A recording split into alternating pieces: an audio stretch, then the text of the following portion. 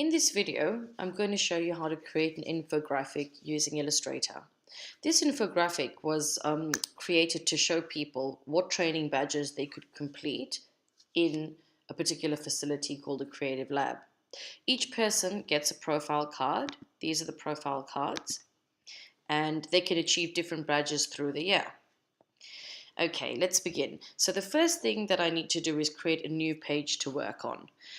You can do that by going to File, New, or if you want to use an existing document, you can use the Add Artboard tool to add a new page. So I'm going to start off by adding a page. Now it doesn't really matter what size the page is, because as you're working, if elements don't fit on the page, you can use this tool to resize your page accordingly. So I'll just start off with a sort of squarish shape. Looking at this infographic, if you look at the elements that are on it, it's got a background, a logo, a title, and quite a few images. So the first thing that you have to the first thing that you need to do is make sure that you have raw files or images that you're going to import into this document ready somewhere easily accessible, like on your desktop. So to start off with, I'm going to make a background. I'll use the rectangle tool to draw a square and fill that in. I'm going to start off by filling that with a light gray. It's good to start off with at least some sort of color tone, and as you're working, if you don't like it, you can always change it later.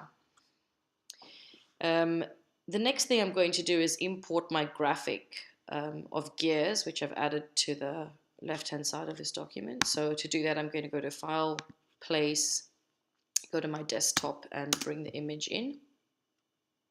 You can see it's quite a large image and the gears are not the correct way, so I need to rotate this image. So put your mouse on the bottom left-hand corner and wait for the rotation symbol, and then I can rotate that round. If you press Shift while you're rotating, it will lock it into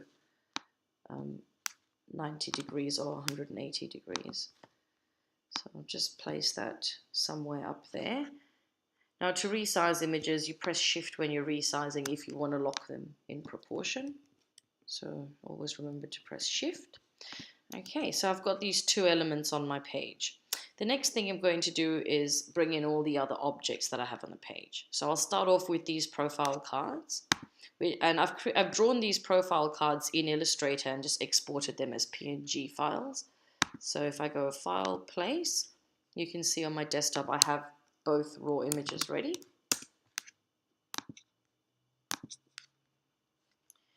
Now they're quite big, so I'm going to Shift select both of them and resize them at the same time.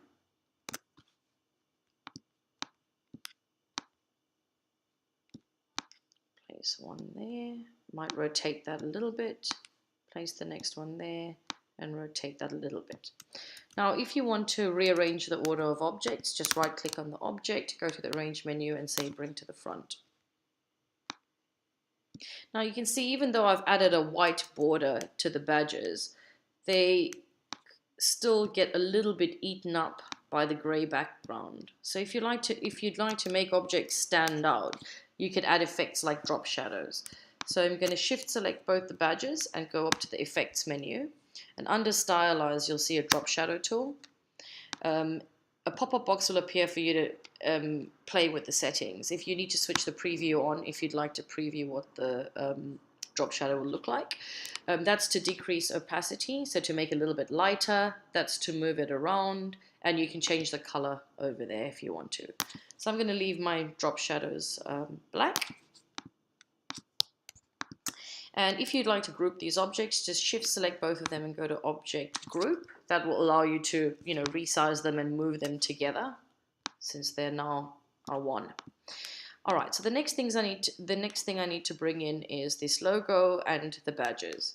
So I'll go File, Place, go to my desktop, try and find my logo.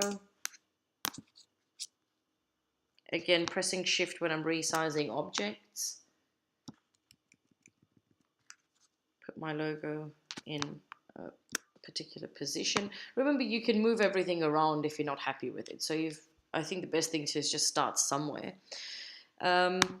Okay, next badge. So I'm going File, Place again, and I'm bringing in the soldering badge. I'm going to put that down there. So that's how I bring in my badges. I'm just going to copy all these across.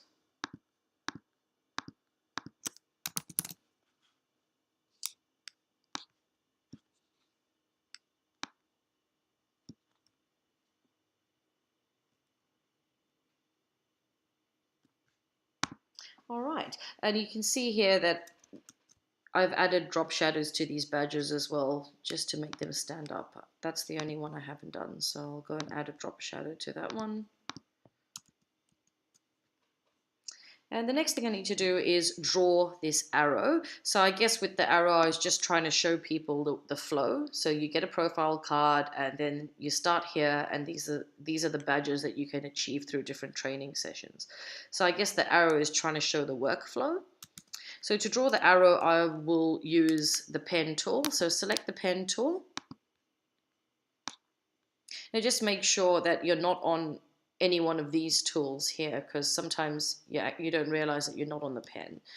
So once you're on the pen tool, I'm going to start somewhere across there, and I'm just plotting down an anchor point.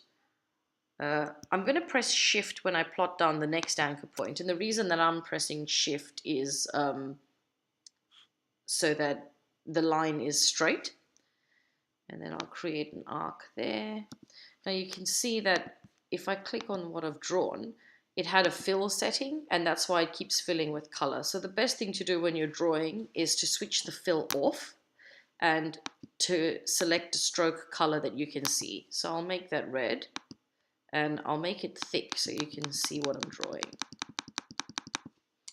All right, now if you ever need to stop in the middle of drawing, it's not a problem. You just go back to your pen tool and click on the last point, and you can continue drawing from that last point. So I'm just going to draw a bit of a straight line down here, and then I'm going to draw an arc, and then a straight line across there, then a little bit of an arc, straight line down there, and a little bit of an arc here, and pressing shift for the last part of the line. Now, as you can see, this drawing is not as good as this drawing. This one's very smooth because I took more time to do that one. But if you make mistakes, it's no problem at all. Just grab your white mouse, click on the line, and you will be able to move all the anchor points around and adjust your lines. You can pull the control handles, especially in places like here where it's really a little bit wobbly. You can move that around and modify things. I need to bring all these objects to the front so that they're on top of the arrow. So I'll just select them all, right click, arrange, bring to the front. And then the last thing I want to do is add an arrowhead to the end here. So I'll use a basic shape tool and use a polygon. Now when you're drawing a polygon, you can use the up and down arrow keys like that to change the number of sides. So I just need 3, and I'll fill my triangle red and rotate that round slightly and put that in position, and I sort of have an arrow now. And the last thing I need to do is add text. So to add text, you use the text tool, and you can draw a text box and add your text. All your text settings are up at the top here, so you can make your font a bit smaller. If you've downloaded some fonts from DaFont or you're using the Adobe Typekit, you can use some fonts that suit your design and layout. And for the title, I've done the same thing. Just drawn a text box and colored the text. one of the things that I have done is I've just used this, I've used the line tool to draw a line here. And the reason for that was just to create a bit of a barrier. And with the line, you can see that, that's the color settings, but you can increase the thickness. If you go into your brushes, there's a variety of different brushes. So you might want to change the style of the line. I'm just going to leave mine basic for now and make it a little bit thicker. So that's quite a basic infographic. We're going to run through exporting now. So when you're happy with your infographic and you'd like to save it, the first thing you do is go to File, Save, and what that does is will save your raw Illustrator file. The next thing to do is to export a copy. So you go File, Export, give it a name, put it on the desktop, and down here you can see that I'm going to use the artboard since I have two. I know that I want to export artboard 1, so I'm going to use the range. There's a variety of file types to choose from here. So you could, if you want it to be something that you can email around easily, I'd go for a JPEG because it's slightly more compressed. For this one, I'm going to export it as a PNG. You've got some options here. If you feel that you want the file size to be lower, you can go with medium. I'm going to leave mine at 300, and I'll leave that at transparent. You could choose, if it was transparent and you wanted to fill white, you could choose white. And you just say OK. And these graphics are quite large, so it will take a second to export the file.